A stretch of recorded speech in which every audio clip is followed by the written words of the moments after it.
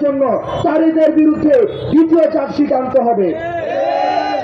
শিক্ষার্থীদেরকে প্রতিনিয়ত শিবির সন্দেহে ক্যাম্পাসে, হলে, ডিপার্টমেন্টে যেই ধরনের নির্যাতন করা হয়েছে, তাদেরকে এই রাজনৈতিক নির্যাতনের বিরুদ্ধে তাদের বিরুদ্ধে তৃতীয় চার্জশিট আনতে হবে।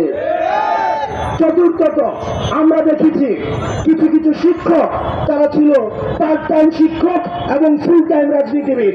এই ফুল টাইম রাজনীতিবিদ যারা ছাত্রলীগের এই নির্যাতনকে প্রতিনিয়ত প্রশ্রয় দিয়েছে, তাদের বিরুদ্ধে আমাদেরকে চতুর্থ চার্জশিট আনতে হবে।